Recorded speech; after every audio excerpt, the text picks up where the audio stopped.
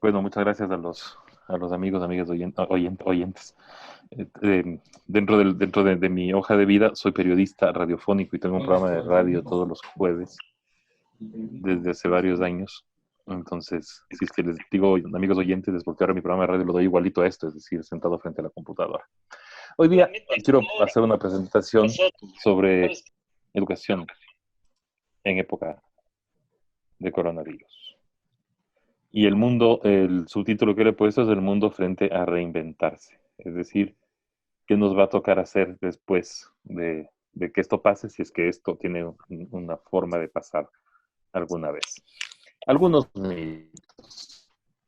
Permito, la educación virtual a la que estamos sometidos ahora como única alternativa es igual a la presencial.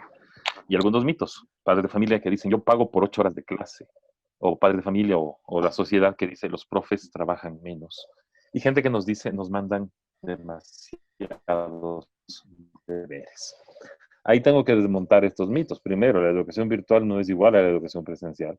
Es bastante distinta, tiene otras características, otra forma de ser comprendida. No estábamos preparados para pasar a la educación virtual, pero lo hemos hecho y creo que por lo menos donde yo trabajo bastante bien. ¿Cuál es la diferencia? Primero que tenemos papás en la clase todo el día. En el aula de real los papás no entran. En el aula virtual los papás están ahí. Y están viendo lo que está pasando y están cuestionando lo que está pasando y están dándole a veces sopapos al hijo cuando se descuida. Yo pago por 8 horas de clase, no es cierto, uno paga por un tiempo de cuidado de los niños, pero no necesariamente es un tiempo cronológico y lo que se paga de pensión no es un arriendo del espacio. Los profes de educación virtual trabajan más que en educación presencial porque hay que planificar, calificar, dar la clase sincrónica cuando se puede, dar la clase asincrónica, es decir, mandar tareas, trabajos. El teléfono no para de sonar 24 horas, el correo electrónico no para 24 horas. Y nos mandan demasiados deberes, también es un mito. El problema es que como estamos trabajando permanentemente, los deberes son las cosas que se deberían dar en clase que no se pueden dar porque no nos vemos. Un poquito más de estos, todos los alumnos y alumnas son iguales en clase presencial y virtual, no tiene nada que ver, es totalmente distinto. Hay alumnos que en clase presencial son tímidos, no hablan, no participan y en las clases virtuales son los mejores, porque no los ven, porque están en su libertad, porque están en su aire. La clase virtual depende de los recursos tecnológicos, completamente falso.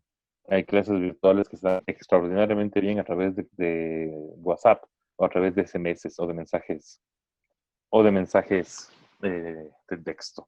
Se deben suspender la asistencia a clases virtuales hasta que los estudiantes puedan ir de manera presencial. Esto era al inicio, cuando pasó esta cosa de la pandemia del COVID-19. El discurso era, suspendan clases, cierren clases, ya, manden a vacaciones. Y eso es un error tremendo, porque en una sociedad, lo único que sostiene a la sociedad con un sentido de organización y un sentido de vida en comunidad es la educación. En el terremoto del 2016, se cayó Manabí, se cayó Esmeraldas. La primera instrucción fue siempre sostener el sistema educativo. Cuando hubo el terremoto estábamos de vacaciones, pero el rato que empezó el año lectivo en toda la costa, en Manabí se demoró 2 semanas más ya en empezar el año lectivo, en dar esa sensación de normalidad a la gente. Y en el caso de Manabí, la posibilidad de que los niños estén en la escuela mientras los papás iban a trabajar. Acá no se da esa posibilidad porque no pueden salir tampoco los papás, pero no se debía suspender, se debía mantener la educación a distancia por llamada telefónica, por WhatsApp, porque eso mantiene a los niños ocupados, enfocalizados en algo y les permite a los papás tratar de focalizarse en otras cosas más allá de pegar a los niños. Y aquí quiero hacer una digresión de un segundo. Todo esto es introducción. Sí,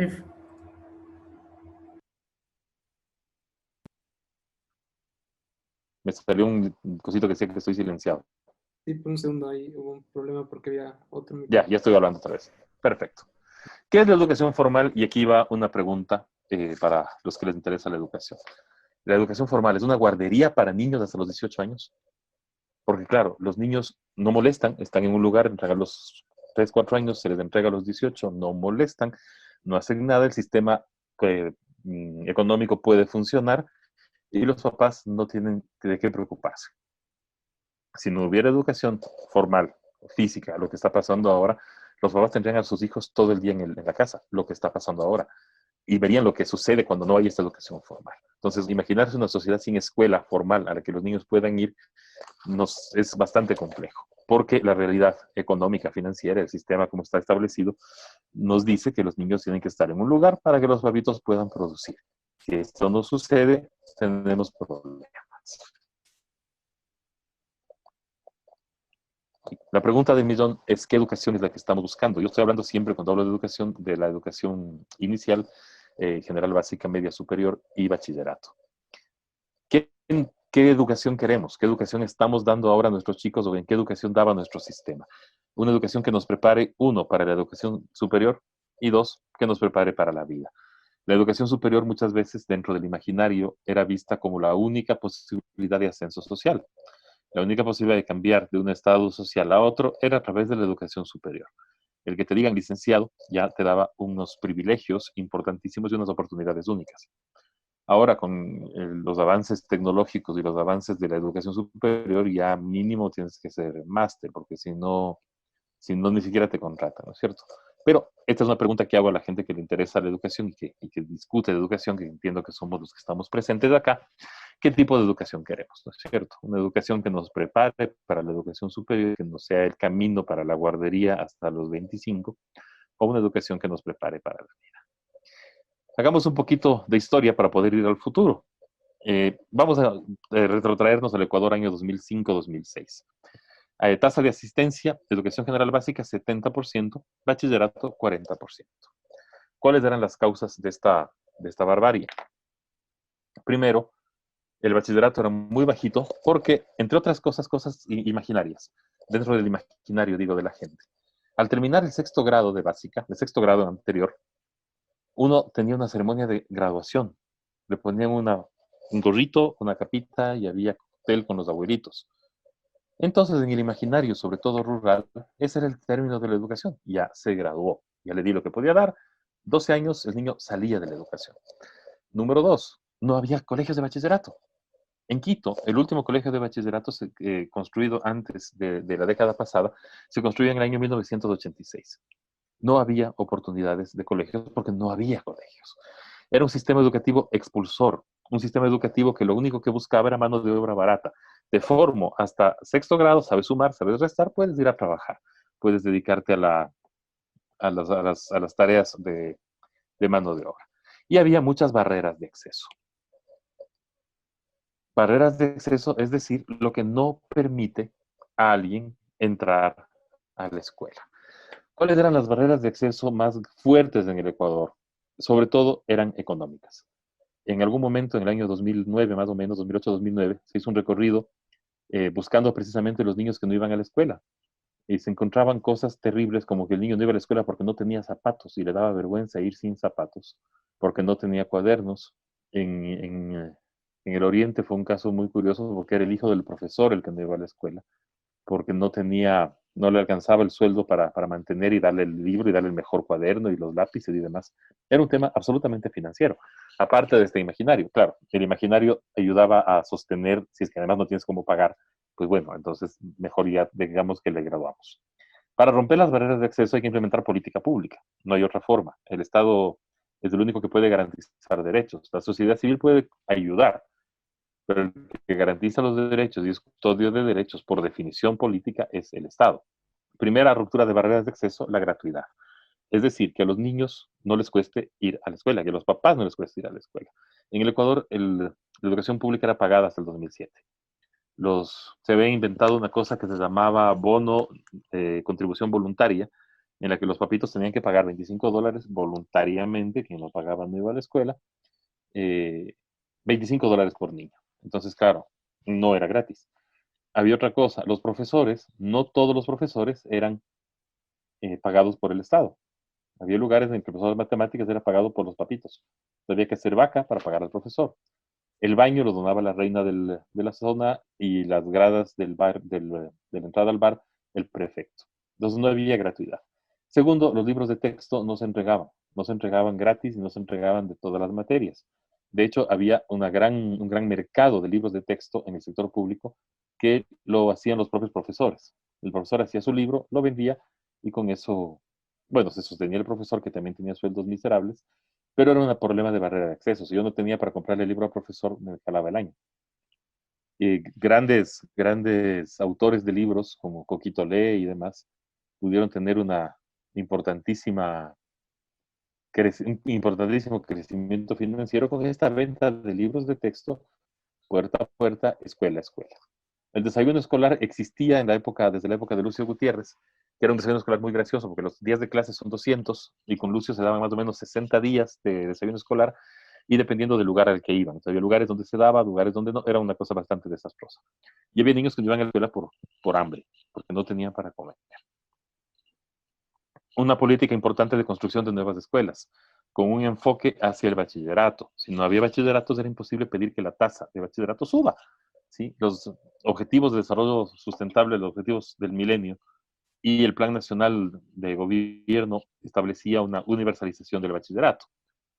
Pasamos del 40 al 87, más o menos, que ya prácticamente es universalización, porque en el bachillerato es la tasa nunca es del 100%. En educación general básica es del 90 y pico, que también se considera internacionalmente universalización por el tema de discapacidad o de distancia geográfica.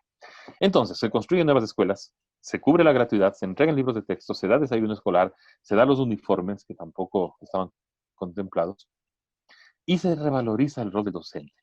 Cuando se aprueba la Ley Orgánica de Educación, la LOEI, el sueldo del docente pasa de 300 y pico de dólares a 600. El sueldo de entrada, que en este momento el G era de 860 hasta esta mañana. Esta mañana baja el sueldo de los docentes más o menos 110 dólares con las últimas decisiones del gobierno. Pregunta del millón. ¿Hay claves para el progreso de un país? Yo creo que varias claves. Primero, igualar oportunidades. Y eso lo habíamos conversado con Francisco. La educación pública, gratuita y de calidad es lo único que puede igualar oportunidades. Las personas que nacen o que están en el quintil último de pobreza solamente pueden salir a partir de la educación. Y aquí les quiero contar un cuento. Este cuento se llama La oveja negra, es un cuento de Italo Calvino, un escritor italiano maravilloso. Él nos cuenta el siguiente cuento. Había un pueblo en el que todos eran ladrones, todos. Y era un pueblo que funcionaba maravillosamente bien, porque el ladrón de la casa A se salía y robaba la casa B. Estaba vacía la casa B, porque el señor de la casa B había salido a robar a la casa C. Al final regresaba a la noche a su casa y encontraba que su casa estaba totalmente saqueada, porque alguien la había robado, pero él tenía las cosas que había robado de la casa anterior. Entonces todo funcionaba muy bien. Todos tenían sus casas, sabían que le iban a robar y robaban en la otra noche. Todo era perfecto. Hasta que llegó un señor honesto. El señor honesto decidió que él no le gustaba robar. Y eso sí es un problema. ¿No es cierto? Cuando tenemos una sociedad en la que todos roban, tenemos un señor honesto que decidía que él no quería robar. Entonces la noche, él no salía de su casa. Y eso era un problema, porque el ladrón que venía a robarle no era un ladrón de asaltar gente que estaba en la casa, era un ladrón que robaba casas vacías. No había nadie en la casa. Es decir, había gente en la casa, entonces el ladrón no podía entrar. Llegaba a su casa y su casa había sido saqueada. Y él no tenía, y él no había saqueado nada, entonces empezó a sentirse pobre porque no tenía nada. Entonces este señor oveja negra, porque era una oveja negra, era honesto, pero no era mala persona, decidió que en las noches él iba a irse a contemplar un río. Iba a abandonar su casa para que le puedan robar. Entonces iba a su casa, miraba el río, y el ladrón entraba a su casa y le robaba. ¿Cuál era el problema? Este oveja negra regresaba a su casa y su casa estaba vacía. Entonces empezó a sacar todos los ahorros que tenía hasta que ya no tuvo nada, quedó en la miseria absoluta. Y eso era otro problema, porque la gente que le tocaba robar la casa de él no robaba nada porque no había nada. Entonces hubo gente que robaba casas e iba hablando cosas. Ponía cada vez más cosas. Los que le tocaba robar al ladrón de la oveja negra ya no tenía nada. Y luego su casa había sido saqueada, tampoco tenía nada. Entonces había ladrones que iban acumulando cosas. Llegó un momento en que los ladrones habían acumulado tanto que decidieron dar gente para que robe por ellos. Y esos iban también a mirar el río con la oveja negra que no tenía un centavo. Miraba el río él y miraba el río los que tenían mucho dinero. Al final empezaron a contratar gente que robaba y otra gente empezó a contratar a los otros ladrones para que sea la policía que proteja sus casas porque los otros ladrones no tenían por qué robarles a esos que tenían mucho dinero. Y curiosamente así nace la sociedad. ¿Cómo podemos igualar oportunidades entonces? Somos una sociedad en la que alguien alguna vez robó a alguien y empezó a acumular lo que otro no pudo, no alcanzó o no quiso robar, y empezamos a tener diferencias muy importantes sociales. Estas diferencias solo se pueden igualar a partir de la educación. Y aquí viene una cosa que la puse en mayúscula, en letras más grandes, es el rol del Estado. Como comenté hace 2 segundos, un derecho tiene que ser garantizado. Un derecho no es una dádiva, un derecho no es algo que está ahí regalado, un derecho es consuetudinario a los seres humanos. Y el derecho tiene que ser garantizado. Y la educación es un derecho. El único que puede garantizar derechos es el Estado. Entonces, la clave para el progreso de un país, tener una educación garantizada para todos, en igualdad de condiciones, gratuita y de la mejor calidad posible. Eso permite el ascenso social, permite que se rompan las barreras, permite que la gente que no tuvo oportunidades empiece a subir. Se dieron en los últimos años casos de primeros graduados universitarios de familias de los quintiles más pobres. Es decir, mamá, papá, abuelita, abuelito, bisabuelo, bisabuelito, nadie fue a la universidad. Y de pronto, por el cambio de la política pública, hay un niño que accede a través de una beca a la universidad o a la universidad pública o a una universidad internacional. Y claro, el shock para esa familia es muy importante. Esa persona con un título universitario, con otra forma de mirar el mundo, garantiza, o por lo menos esperaríamos que garantice, el ascenso social de toda la familia. Aquí puse un par de casos emblemáticos, el bachillerato internacional en las escuelas públicas, que cuando conversamos con Francisco para definir esta reunión estaba justamente, lo acababan de sacar. Sí, el bachillerato internacional es una acreditación internacional que se podía pagar, que es pagada, cuesta $1,800 por estudiante el rendir el examen. El Estado decide que la mayor cantidad de colegios públicos posibles tengan bachillerato internacional. Esto hace dos cosas. Primero, que los chicos tengan una interesante formación distinta a un bachillerato nacional, pero sobre todo es un imaginario social muy importante. Los mejores estudiantes son estudiantes BI, son estudiantes que se sienten en un estatus distinto y eso lleva también al ascenso social. No es necesariamente decir esto es lo mejor, también debes sentirte que eso es lo mejor. En encuestas del ser bachiller, de este examen estandarizado, se hacen encuestas de factores asociados. Los chicos cuyas expectativas de estudio eran más altas eran los que tenían mejores notas. El chico que quería estudiar la universidad, ser máster, sacar un PhD, eran los que tenían mejores notas por su expectativa social, por su expectativa de futuro, por esa construcción de un imaginario que le podía permitir ir hacia arriba. Otro caso emblemático es la construcción de universidades emblemáticas.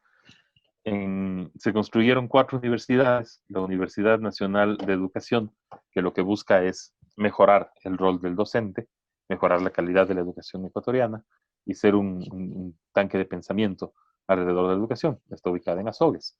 Yachay, que es la universidad que buscaba ser el foco de desarrollo científico, ICIAM, el foco de desarrollo biológico, y la Universidad de las Artes. Biológico y en ciencias, ICIAM, ¿no? Todo estas en 4 lugares emblemáticos del país, que no son Quito, en Guayaquil, Azogues, en el Puyo, y Yachay en Imbabura. Entonces son construcciones emblemáticas que buscan ser también referentes. Muchos dicen, pero no producen nada, pero tienen apenas 4 años. Es cierto, la Universidad Nacional de Educación acaba de graduar a su primera promoción el año pasado. Entonces, claro, pedirle que esté a las alturas de Harvard, que tiene 1500 años, es un poco complicado, ¿no es cierto? Pero la crítica es la crítica. Un programa importante de becas que las primeras becas fueron muy, muy, muy importantes porque bastaba, se llamaba becas de excelencia, bastaba ser recibido en una universidad de élite para que el Estado te pague la beca. Fue mucha gente que tenía posibilidades económicas y gente que no tenía ninguna posibilidad económica. Y fueron cubiertas por el Estado, ejerciendo este derecho. Y el rol de los docentes. Los docentes siempre han sido la peor profesión, han sido extremadamente mal vistos. Lo que se trata entonces es de tener nombramientos, es decir, garantía de estabilidad, una mejora salarial importante y una capacitación permanente. Creo que eso es lo más importante para los docentes. El título de esta charla era El futuro de la educación post-COVID. Y la respuesta es, quién sabe. Es decir, es un túnel espantoso en el que estamos metidos ahora. Por suerte, todos los túneles tienen al final un huequito de luz, pero no sabemos si si ese huequito de luz nos va a llevar a algún lado. Qué bonito. Nos va a llevar, nos va a llevar a algún lado o no. Y aquí quiero poner un texto que tengo que hacer algo porque no puedo leer el texto completo porque se mete el Francisco. A ver. Chica. Perfecto, lo voy a echar. Eso es un texto que saqué de un libro, de un paper, en realidad no es de un libro, de un paper de Ángel Pérez Gómez. Ángel Pérez Gómez es un estudioso, un docente, estudioso de la educación español de Málaga, que fue parte de la comisión gestora de la Universidad Nacional de Educación. El texto se llama Ser docente en tiempos de incertidumbre y perplejidad, de la revista Márgenes de la Universidad de Málaga, publicado en el 2018, es decir, hace mucho tiempo. Y es muy curioso porque el paper tiene una actualidad como si hubiera sido escrito durante el encierro. La complejidad de la vida contemporánea en la era digital requiere un sujeto humano, cognitiva y emocionalmente capaz de vivir con cierta sensatez y relativa autonomía esta sociedad líquida de cambio permanente, complejidad estructural, abundancia, incertidumbre y desigualdad. Parece que Ángel Pérez Gómez nos estuviera viendo ahorita con un microscopio y pudiera definir exactamente lo que estamos viviendo. Es un hecho inédito para todo, no solo para la educación, pero también para la educación. Un hecho en el que la educación se ve con esto que dice Bauman, de ser una sociedad líquida. El día 12 de marzo estábamos en clases regulares, los alumnos de tercero de bachillerato estaban en clases, algunos de muy mal genio por tener que ir a clases. El alcalde de Quito decide suspender clases en Quito al día siguiente antes que el ministerio. La instrucción a los alumnos fue recojan sus libros, recojan todo lo que puedan llevarse de libros y de cuadernos y de información y vamos a la casa hasta que nos podamos volver a ver. No nos volvimos a ver. No nos volvimos a ver. Es una sociedad líquida que cambió abruptamente de un día para otro. El día 13 de marzo ya no nos vimos. El día 13 de marzo, sin que haya pasado todavía tantas cosas y haya tantos muertos y la cosa se haya puesto muy, muy oscura, ya no nos vimos. El COE decreta el encierro obligatorio a partir del lunes 15, y ya es lo que es. Entonces, ¿qué tiene que hacer la educación? Tiene que prepararnos a lo que debería habernos preparado. Tener sujetos humanos, importante, sujeto humano, es decir, la condición humana como base fundamental. Cognitiva y emocionalmente, unir las dos cosas, la conciencia, el conocimiento y también la emoción. Y capaz de vivir con cierta sensatez, tampoco queremos que sean muy sensatos, hay que tener cierta sensatez. Y relativa autonomía, esta sociedad líquida de cambio permanente, porque si bien ahora hemos cambiado, esto no va a parar, esto va a seguir cambiando de una complejidad estructural. La estructura de la sociedad misma, como la conocemos, está en discusión. La estructura de la escuela está en discusión, siendo que la escuela es el eje fundamental de la sociedad, el eje central, está en discusión. El modelo de escuela que tenemos, el que teníamos y el que queremos está totalmente en discusión.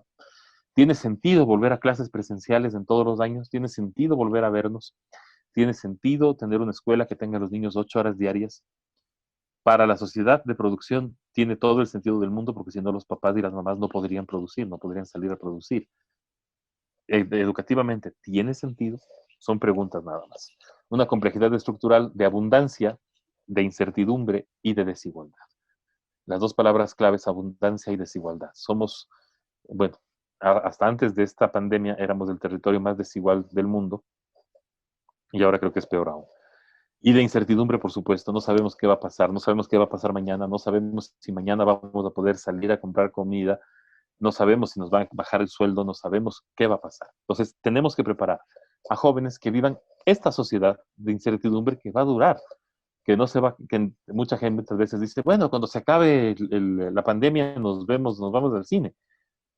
Cuando se acabe la pandemia es más o menos como una hipótesis de cuando el universo sea más bonito, pues no existe esa posibilidad de tener una certeza. Entonces nuestra tarea desde la educación como sistema público y de la educación como profesores en aula, es preparar a estos jóvenes que estén en posibilidad de ser lo suficientemente flexibles para enfrentar estos cambios de la mejor manera y con el menor dolor posible. Ahora creo que ya dañé porque tengo que abrir por y hacer esto. Y la pregunta del millón. ya casi vamos cerrando esta parte, es la escuela volverá a ser normal. Y he puesto ese normal entre comillas, porque siempre estamos hablando de la normalidad, nueva normalidad. Sí se dice cuando volvamos a la nueva normalidad. Es decir, poder ir al Supermaxi con toda la familia, poder ir al cine, poder ir a Zara a comprar la ropa de moda, ir a conciertos en presencial y tener una escuela. Hoy día justo en el colegio donde trabajo, la discusión era en qué mes vamos a poder graduar a los alumnos. Entonces, claro, los vamos a graduar a distancia y con uso de la telemática y drones y varias cosas bonitas, pero las mamás quieren que se gradúen en el colegio, que estén ahí recibiendo su capa, su museta y demás, pero tal vez cuando terminen el segundo semestre de universidad se pueda hacer, no se sabe. Pero lo que quiero reflexionar para terminar esta conversación es que la escuela nunca fue normal. La escuela nunca fue normal. No podemos decir que vamos a volver a una escuela normal porque las escuelas nunca fueron normales. Hay una variedad infinita de escuelas. Hay escuelas públicas, escuelas privadas, escuelas Montessori, escuelas Waldorf, escuelas que quieren ser Waldorf y al final no terminan siendo Montessori, escuelas religiosas, infinidad de escuelas, infinidad de colegios, como hay infinidad de entornos e infinidad de sociedades. La sociedad va a volver a ser normal, la sociedad nunca fue normal. La sociedad nunca tuvo un comportamiento de sociedad normal. Es un comportamiento de incertidumbre, un comportamiento de una sociedad líquida, como dice Bauman, de una educación líquida, de un amor líquido, en el que nada puede asirse. Y hay otro estudioso, Marc Augé, que habla de la sociedad de los no lugares, de esta sociedad que se construye en lugares que luego desaparecen. Él habla, por ejemplo, de la fila para entrar al cine o para entrar al banco. Uno está en la fila, empieza a conversar con el de adelante, con el de atrás, y se constituye una microsociedad que desaparece al terminar, al entrar al cine o al terminar la función. Dejas de ver al otro y desaparece. En las peluquerías, en los parques, en los partidos de fútbol en la Carolina. Todas esas sociedades son sociedades que tampoco son, digamos, normales. Vamos a una nueva normalidad. Creo que nunca hubo una normalidad. Vamos a volver a alguna cosa que, que no sabemos. ¿Qué nos enseña el COVID-19? Que somos extremadamente diversos y que esta sociedad es extremadamente inequitativa. Tal vez hoy más que nunca, y digo tal vez hoy, literalmente hoy, más que nunca. Les sugiero que hagan un ejercicio. Hay la radio del municipio de Quito, que se llama Radio Pacha, que está transmitiendo prácticamente 24 horas al día, y los locutores lo que hacen es abrir los micrófonos a la gente. Entonces, mientras en mi casa, por ejemplo, el problema es que hice un pan hoy día y me salió muy planito, el problema de la gente que llama es que vivían de vender en los buses, o eran cobradores de los buses, y ahora no hay buses, o son mecánicos y no pueden salir, o tienen una enfermedad y no pueden ir al hospital porque el hospital del seguro no está atendiendo no solamente a casos de COVID. Y uno va viendo que esta diversidad que decimos que tenemos es más que nunca visible. Acabo de ver hace un ratito un reportaje de Artieda en Ecuavisa sobre el mercado de mariscos de Guayaquil de las 3 de la mañana, un reportaje además hecho con mucha poesía, muy bien hecho y muy doloroso, en el que dice que este mercado de pescados, a pesar de que no se puede ir o de que la gente no debería ir, pues sigue funcionando porque la gente necesita comer. Y sí, te vas a morir de COVID, pero también te vas a morir por no alimentar a tu familia.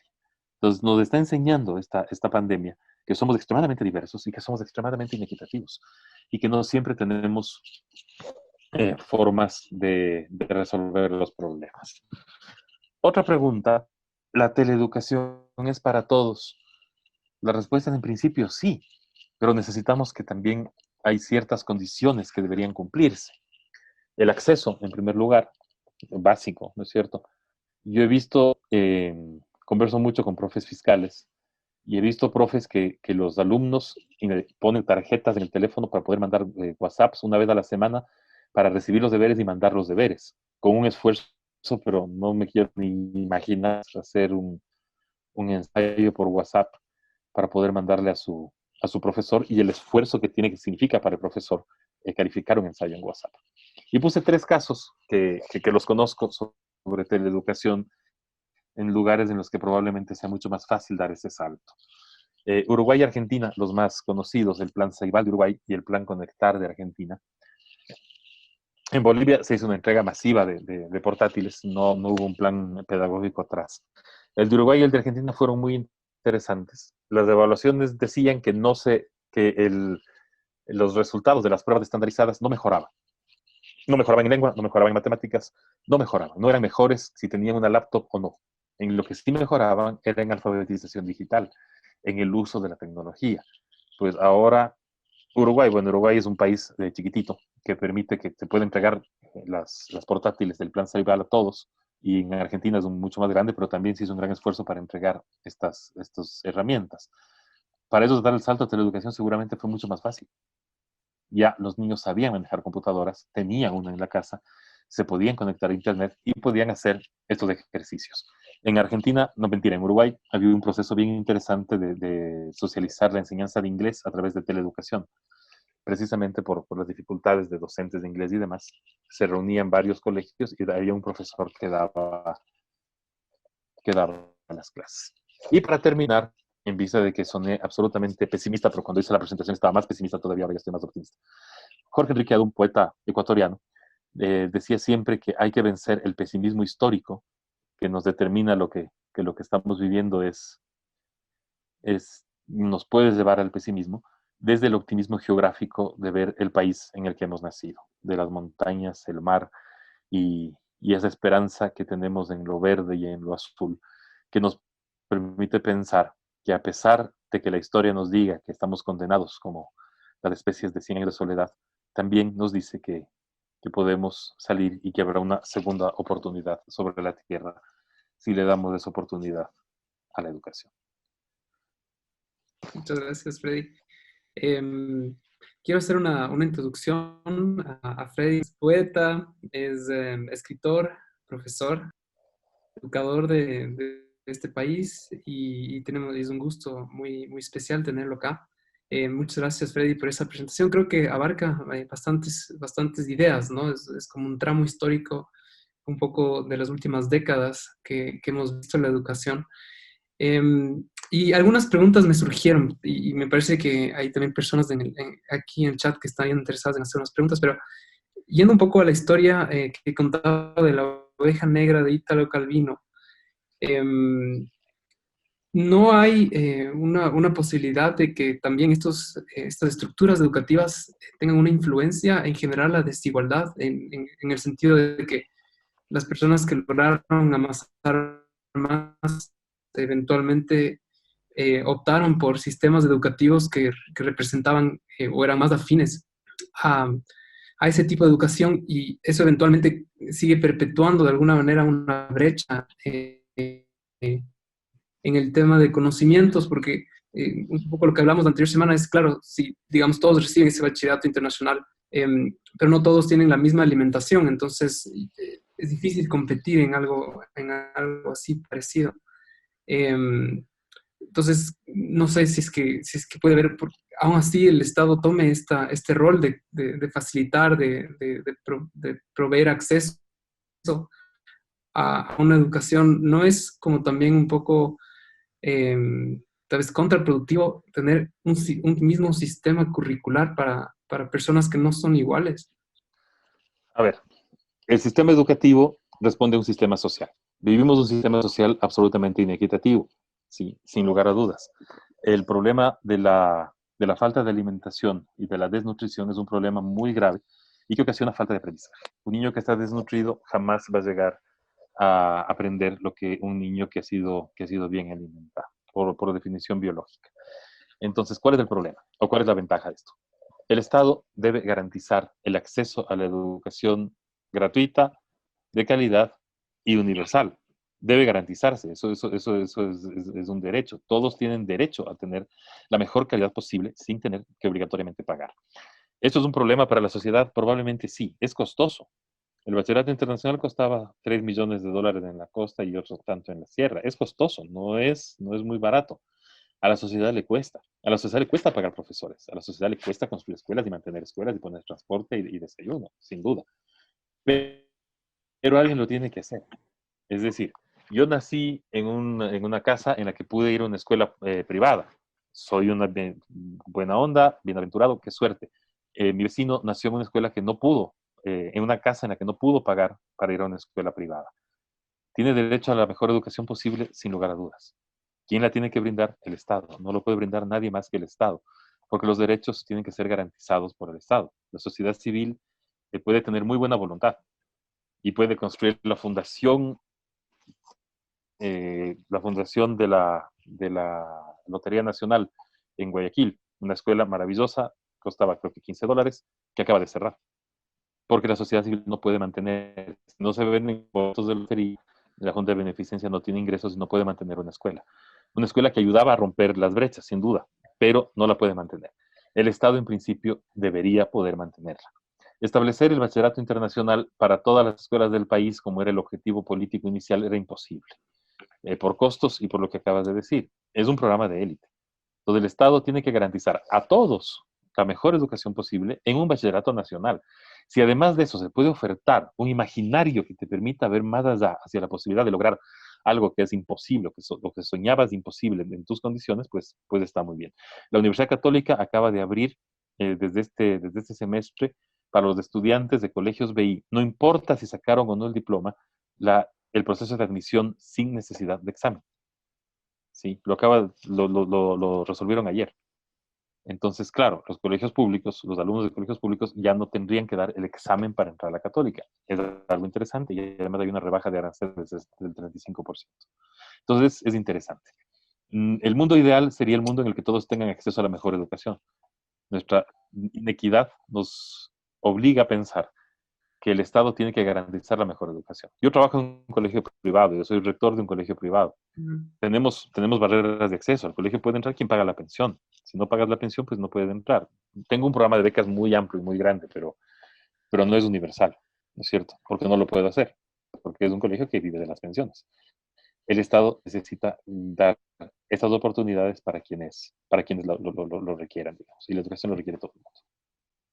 Hay una pregunta que me surge es tal vez un poco ahondar un poco más de la filosofía de la educación, pero ¿qué significa cuando decimos que el Estado debe proveer la mejor educación posible? O sea, ¿qué significa una excelente calidad educativa? Qué es lo que logra? O sea, es interesante el ejemplo también ahí de la PUSE porque estamos diciendo que cierto proceso educativo que era más o menos delineado por un examen que te permitía acceder, ya no es, digamos, ahora una condición de entrar.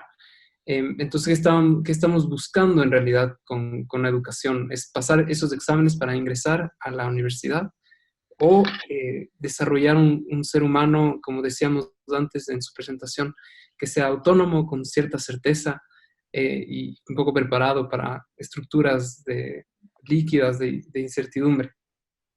Sí, la pregunta es extraordinariamente buena.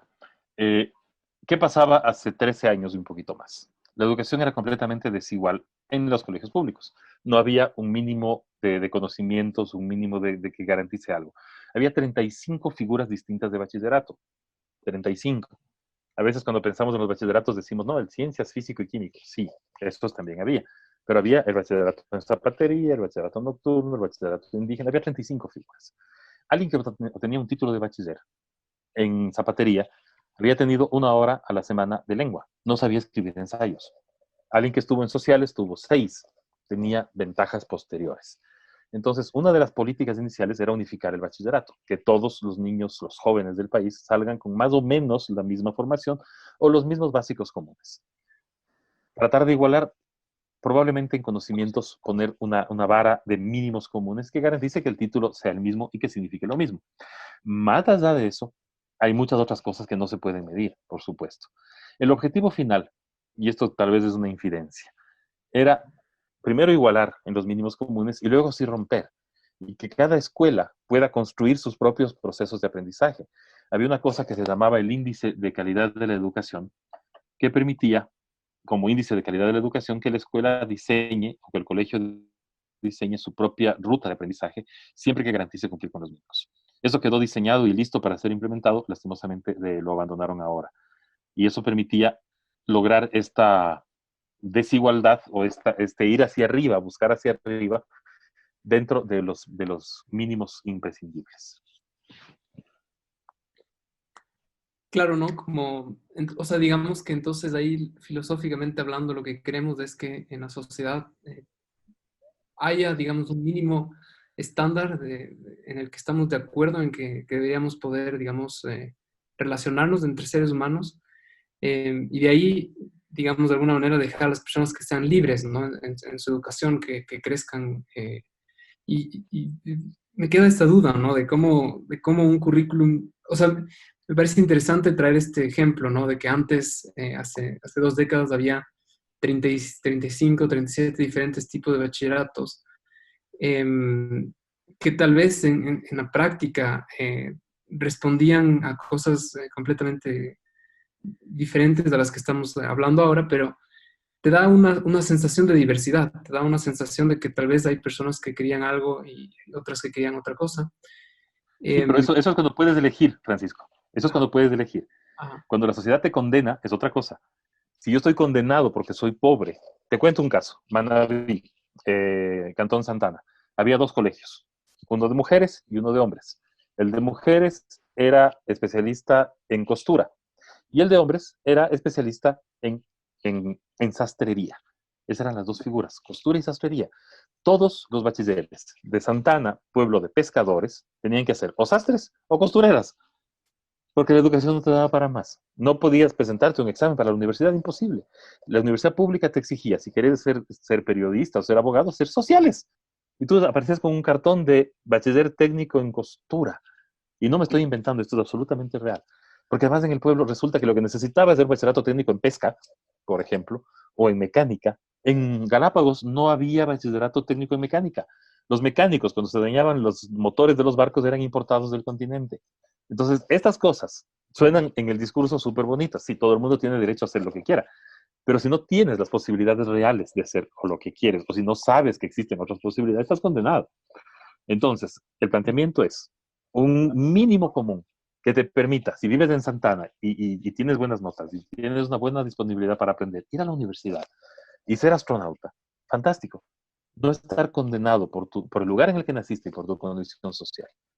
Eso nada más. Y perdón la interrupción. no, no, está bien, porque es algo que, digamos, en ese sentido, cuando se hace la construcción del Estado, el Estado tiene también garantías y una de esas garantías es garantizar este derecho, ¿no? A que todos podamos tener eh, una vida que no esté condenada, digamos, a una ruta específica. Tengo una pregunta de alguien del público y me gustaría dar el micrófono a Ariel, que nos ha ayudado a sintetizar esa pregunta. Ahí sí la puedes hacer. Ariel, te escuchamos. Claro, ¿cómo está Freddy? Verá, la primera pregunta es, ¿cómo lograr que la filosofía sea implementada en colegios como una materia obligatoria del pensum? Pienso que esta disciplina es crucial para desarrollar una mentalidad crítica en la juventud. Y la segunda es que cómo separar la cultura estética en música y en el resto de artes, porque para este señor que está preguntando, la música es crucial para desarrollar este pensamiento crítico y las artes impartidas de una manera adecuada. Estoy de acuerdo con todo, pero quiero hacer una reflexión. No por la filosofía ni por la música, sino una reflexión un poco más amplia. Somos una sociedad que pretende resolver todos los problemas del mundo a través de la escuela. Me explico. Cuando empiezas a cambiar el currículo, resulta que viene la Cruz Roja y te dice, no, hay que poner primeros auxilios. Viene el SRI y te dice, hay que enseñar también a pagar impuestos. Viene gestión de riesgos y te dice, hay que enseñar una materia de gestión de riesgos. Vienen los medios de comunicación y te dicen, hay que enseñar una materia de moral. Viene, etcétera, etcétera, etcétera. Todos los órganos de la sociedad creen que pueden cumplir su misión metiendo una materia en la escuela, ¿sí? Y ha habido que luchar un montón. Ahora ya se abrió eso y ahora hay un montón de materias extras añadidas por ahí que son pedidos precisamente de los gremios. Ahí los gremios creen que pueden resolver sus problemas a través de meter materias. La filosofía, existe un currículo ahí medio oculto de pensamiento filosófico en el currículo nacional. Creo que tal vez podría aumentarse o subirse la carga horaria de filosofía. A mí me gusta mucho el pensamiento filosófico que plantea la materia de teoría del conocimiento del bachillerato internacional, que te hace preguntarte sobre cómo piensas, si pensar sobre tu pensamiento, una cosa de metacognición. Hacer cambios en el currículo, es decir, vuelvo a la reflexión de hace un ratito. La idea es que la escuela pueda enseñar lo mínimo y luego tenga libertad para especializarse en cosas. Ese era el planteamiento, que la escuela pueda discutir y decir, no, yo voy a enseñar música para construir alrededor de la música ese pensamiento, fantástico. O yo voy a enseñar filosofía, fantástico. Quiero hablar de un problema solamente, de un problema práctico.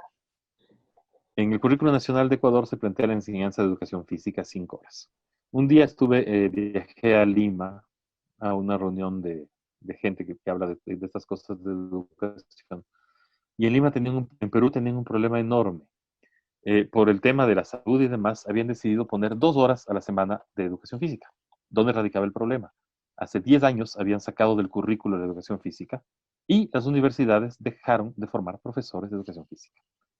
Entonces no había un profesor de educación física que pueda enseñar educación física, porque no se habían graduado, no había profesores, nadie los había formado porque no se enseñaba.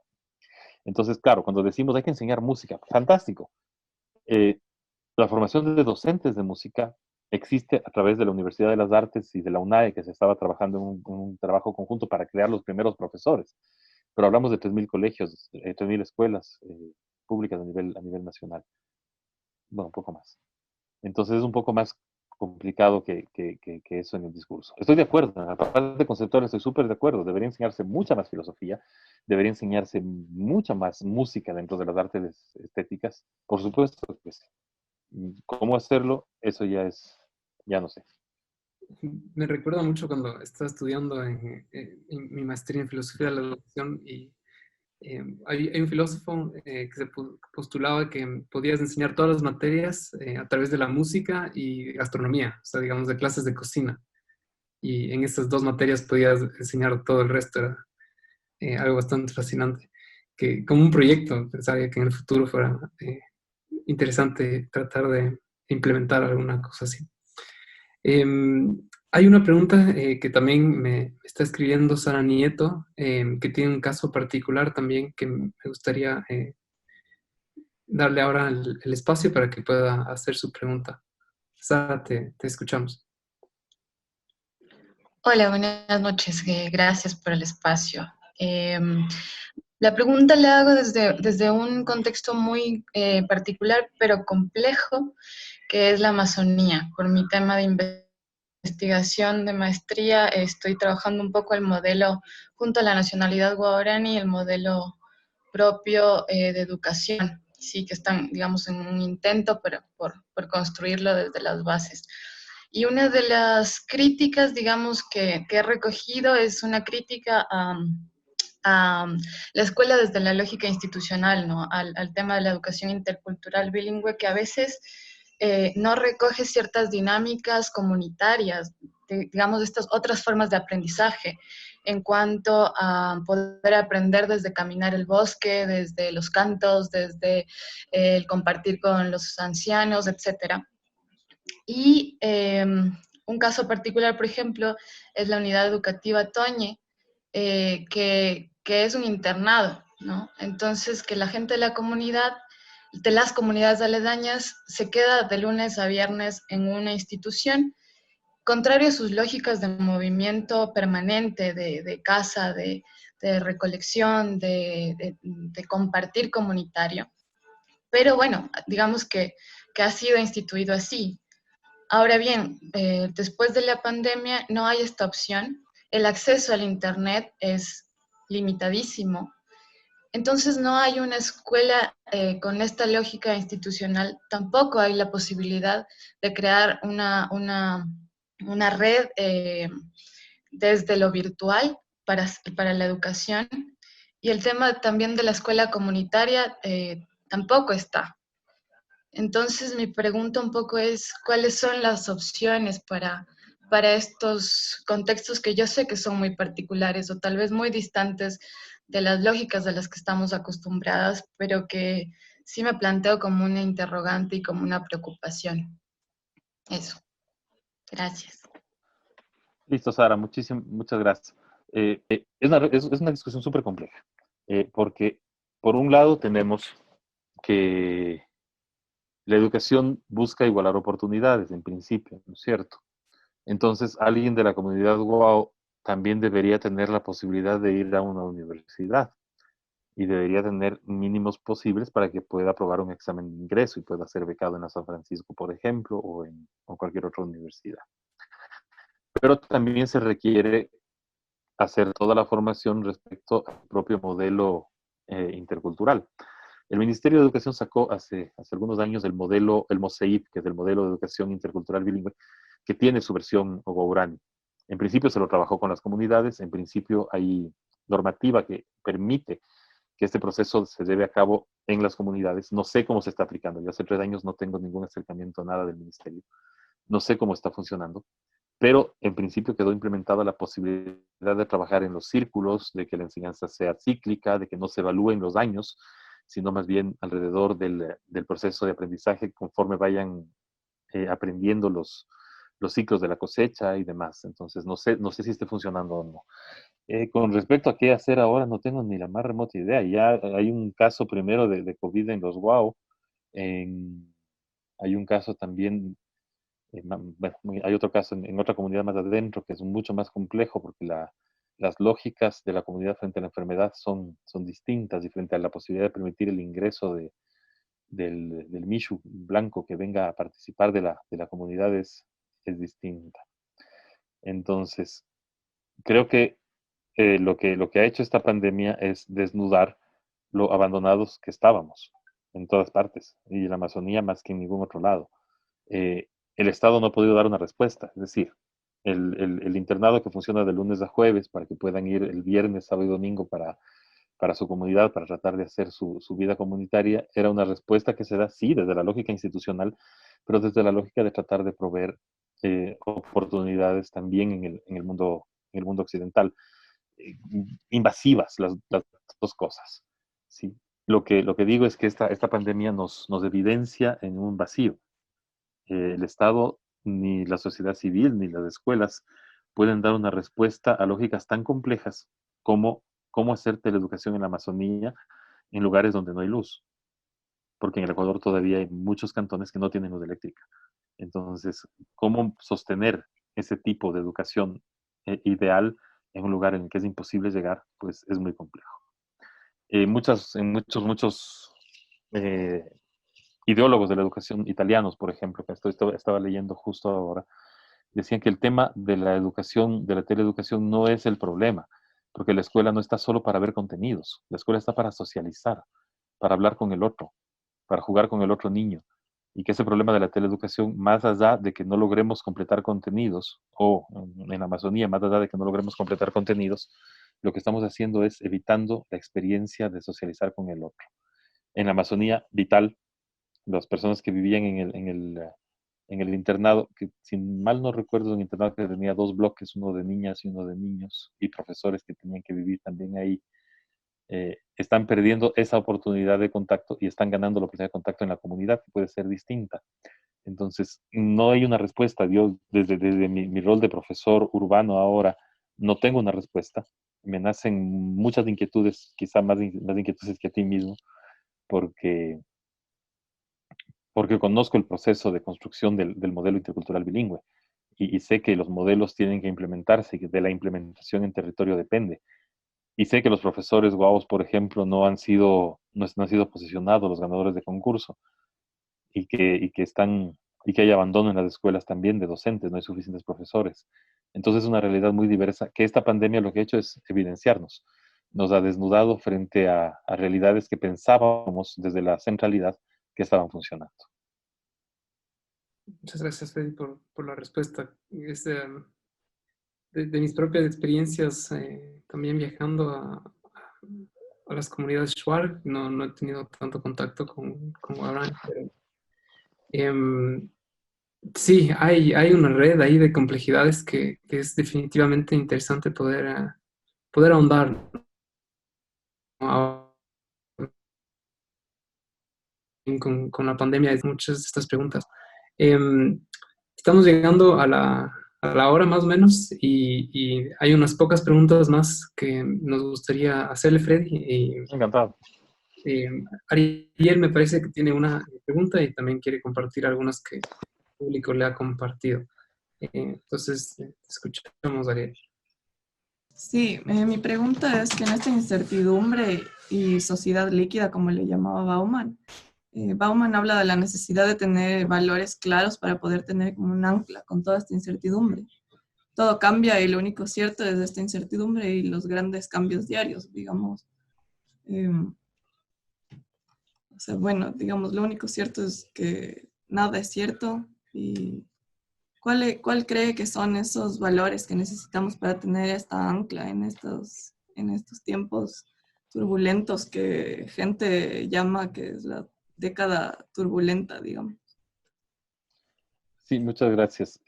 Antes decíamos que todo era líquido y todo pasaba, pero vivíamos una normalidad. Entonces, sí, todo es líquido. El discurso filosófico estaba bien, era bonito. Bauman habla del amor líquido, de que nada se sostiene. Y como discurso estaba súper bonito. El problema es que ahora lo estamos viviendo en carne propia.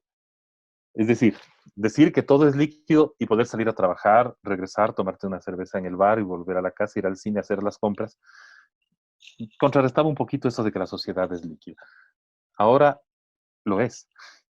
Ahora no puedes salir de la casa, estás enclaustrado en tu casa y algunos tenemos el sueldo que nos llega a fin de mes, a veces recortado porque así mismo nos pasa, pero nos llega. Y yo puedo todavía buscar en internet y decir que necesito que me traiga una canasta de frutas. Fantástico. Pero es una sociedad muy líquida, es una sociedad en la que yo no tengo cómo asirme básicamente a nada. Yo estoy comprando una harina, por ejemplo, y estoy confiando en que el señor al que ya le pagué venga mañana y me traiga la harina que le compré y a los productores agroecológicos y que me traigan unas frutas que al final yo ni conozco. Pero es una sociedad en la que no tengo a qué asirme. Pero yo tengo trabajo. Yo todavía estoy trabajando y tengo un trabajo estable. El señor que cobraba en el bus no tiene un trabajo estable.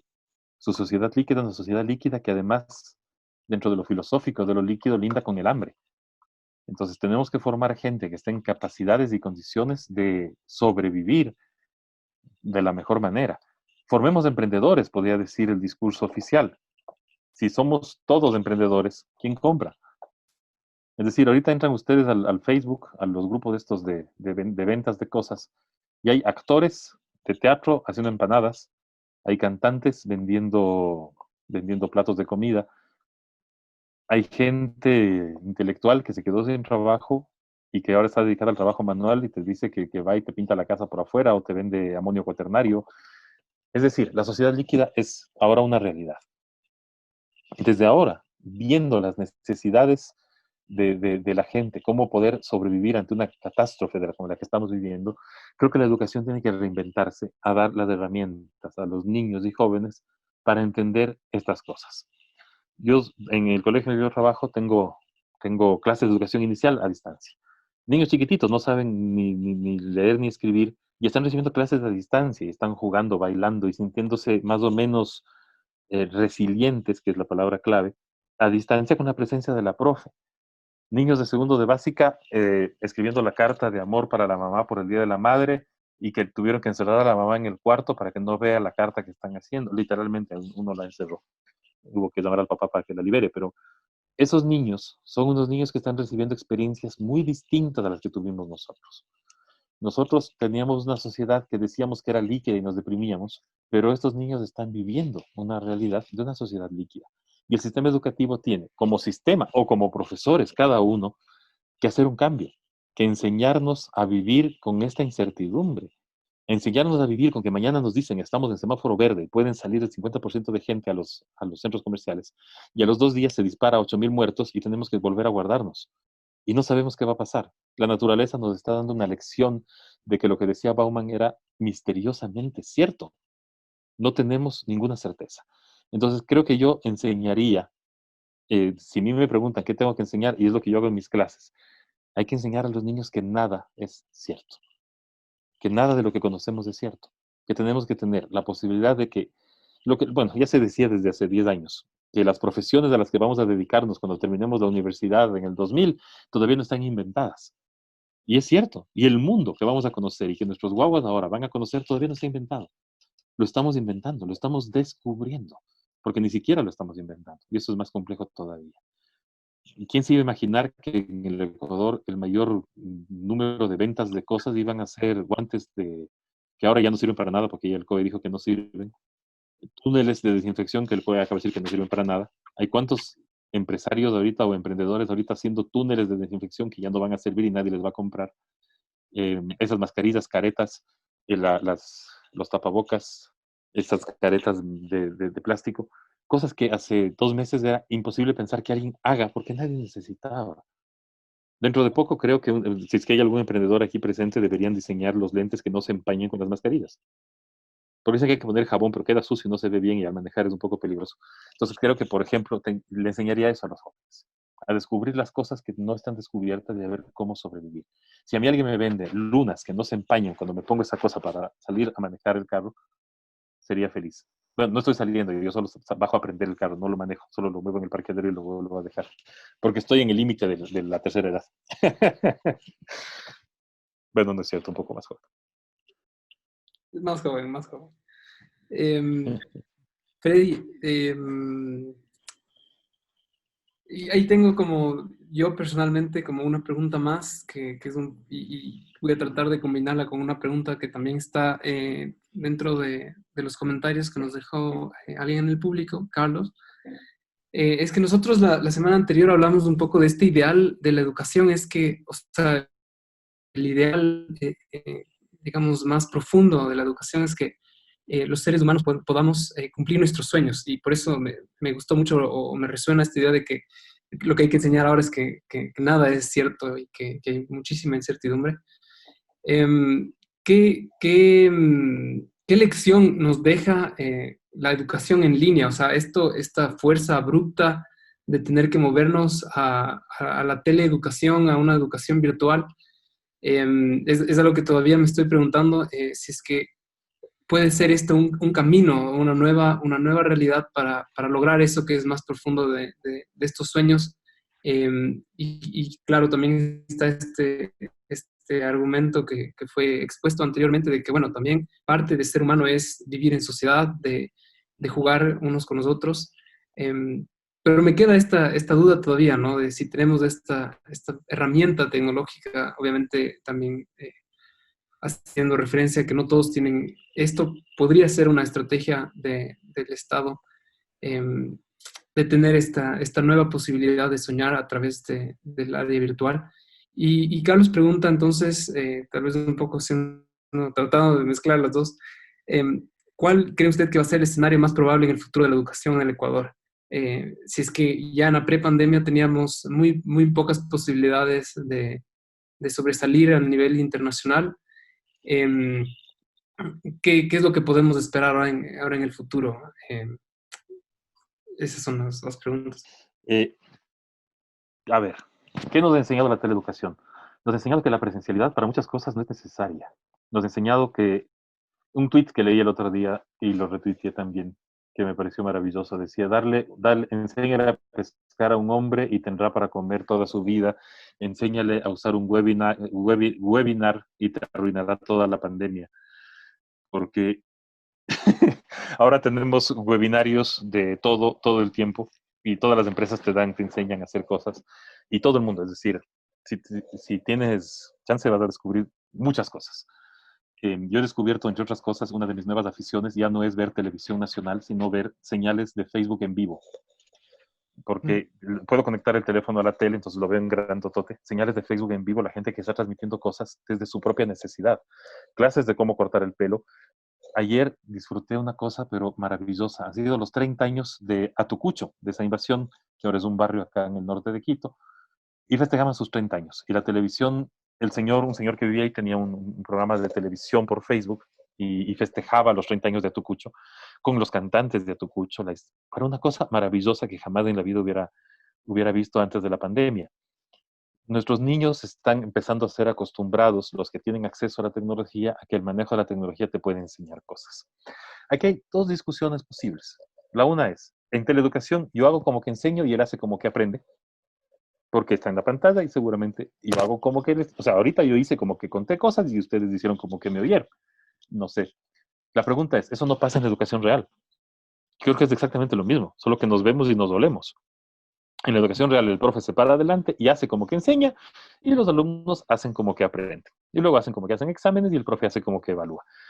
Este mundo que se abrió hacia la educación en línea nos permite imaginar cosas posibles en el futuro.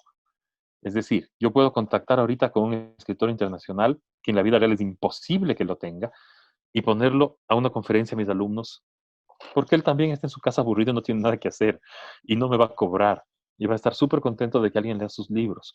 Entonces, eso en la vida real no era posible. Y imaginar en el colegio decir, muchachos, ahora vamos a conectar la computadora para que le vean a Juan Pérez que les va a... O sea, imposible. Pues, ¿quién te va a hacer caso? La tele. Entonces, ese cambio es un cambio bien interesante. Y un cambio, además, me salgo una línea de la educación. Yo tengo un programa de radio todos los jueves de 7 a 9 por www.radiolacalle.com, por si acaso. Y hay una cosa con el arte y con la música. Los cantantes en el encierro se han dedicado a hacer canciones y a grabar canciones con sus celulares. Entonces ahora puedes ver quiénes son los verdaderos cantantes. Es decir, sale un cantautor cantando solito con su guitarra, sin equipo, sin acústica, y enseñándonos cómo es realmente. Arjona no lo ha hecho, evidentemente por razones obvias. Y en la educación pasa lo mismo. La teleeducación te permite ver que hay otras cosas que son posibles.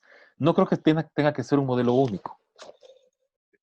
Por lo que te comenté de los italianos, de los filósofos italianos que hablan de que también es importante ponerle un chicle en el pelo a la compañera como un proceso de aprendizaje. Es decir, estar junto a la gente de manera real. Pero sí es posible imaginar un modelo blended, un modelo mixto que te permita, por ejemplo, el próximo año lectivo nadie sabe cómo va a ser, nadie sabe cómo va a pasar, nadie sabe qué va a suceder detrás de lo que nos venga. Sabemos que la normalidad no va a ser igual. Yo tengo alumnos, mis clases son de 25. No voy a poder tener 25 alumnos en la misma clase al mismo tiempo, es imposible. Las normas dicen que deben ser 12. ¿Cómo hago? ¿No es cierto? Entonces, opción 1, lunes, miércoles y viernes clase con la mitad, martes, jueves y el siguiente lunes clase con la otra mitad. Y voy intercambiando. Opción 2, doy la clase, tengo la mitad en línea y la mitad presencial. Podría funcionar. ¿No es cierto? Es decir, ir usando estas nuevas tecnologías, estas nuevas viejas tecnologías. Yo saqué una maestría en nuevas tecnologías, son viejas tecnologías, pero que nos permiten pensar que los niños están desarrollando, los jóvenes están desarrollando destrezas distintas a las que tuvimos nosotros. El otro día ver la clase de los niños de segundo de básica, eso me dejó absolutamente sorprendido. Los guaguas haciendo sus deberes en papel, en la computadora, en pantallas, pero, o sea, los chicos del tercer bachillerato no hacen eso, no saben, no entienden. Los guaguas chiquitos te manejan, pero todo ya con una experticia distinta que hace que la sociedad que venga va a tener que dar respuestas distintas, tal vez difíciles. Tal vez los profesores del futuro van a tener que ser mucho más distintos. Tal vez esto de hacer clases inversas o de buscar nuevas metodologías empieza a ser algo que los guaguas te van a exigir, porque ellos ya saben cómo buscar. Ellos han estado tan metidos en la computadora que aparte de que van a tener que usar lentes todos porque van a ser una sociedad de ciegos. Ese es otro emprendimiento, ponerse ópticas. Ópticas a domicilio con lentes que no empañen. ¿Ya? Es el perfecto. Aparte de eso, tienen destrezas de búsqueda de información y de tecnología mucho más superiores a las que tenemos los viejos. Sí, o sea, muchas gracias, Freddy, porque en verdad es difícil poder dimensionar exactamente qué es lo que podemos qué es lo que va a pasar, digamos, después de la pandemia, pero ese ejemplo, digamos, o lo que estamos haciendo ahorita, ¿no? O sea, creo que en una versión más real de este espacio, tal vez nunca hubiéramos podido tener esta conversión necesariamente en una manera tan expedita que fue, ¿no? En una semana ya estamos aquí. Y eso es tal vez a lo que me refería también, que este tipo de educación puede ser este futuro, ¿no? Blended, o que te permite conectar, soñar alrededor del mundo y tener conversaciones con miles de personas que tal vez no fuera normal en otras épocas. Mi estimado Freddy, creo que ha sido una excelente conversación. Veo que no hay muchas más preguntas, entonces Solo nos queda agradecer a todos, agradecerle a usted por su tiempo. Gracias a todos por estar en esta charla, en este conversatorio sobre un poco la visión de Freddy en cómo está el estado de la educación ahora y su futuro con la pandemia. Si quieren ser parte de estos eventos de la comunidad, les dejamos ahí el link para que lo puedan llenar y recibir el material gratuito que damos y la convocatoria a estos eventos. Y les agradezco mucho a todos por estar acá y nos vemos en la próxima. No, Francisco, antes de que cierre, déjame agradecer también. No, muchas gracias. Bueno, contarles a los que no saben, además del Francisco y la Ariel, fueron mis alumnos en el tiempo real, cuando yo hacía como que les enseñaba y ellos hacían como que aprendían. Creo que no lo hicimos tan mal. Creo que no lo hicimos tan mal. Hemos enseñado y hemos aprendido. Muchas gracias, Francisco. Muchas gracias, Ariel. Muchas gracias a todos los conectados. Silvita Martínez, mi profe justamente de educación inicial, estuvo también atendiendo a la conferencia. Les agradezco mucho. La educación es lo único que puede cambiar al mundo. Desde la política pública se puede soñar con cambiar el universo por completo, pero desde el aula se cambia el mundo un niño a la vez. Y yo soy profesor desde hace 27 años y lo único que he querido hacer todos los días al entrar al aula es cambiar al mundo un niño y un joven a la vez. Si ustedes asumen el reto de ser educadores o de ser estudiosos de la educación, no se quiten nunca eso de su mente. Los educadores cambiamos el mundo. Tal vez no hacemos revoluciones enormes y no se nota, pero cambiamos el mundo un niño y un joven a la vez. Muchas gracias, Francisco. Muchas gracias a todos. Como diría mi buen amigo Karim, sí se puede educar. Sí, señor. Buenas noches, Freddy. Muchas gracias a todos y nos vemos en la próxima. Gracias, chao. Chao.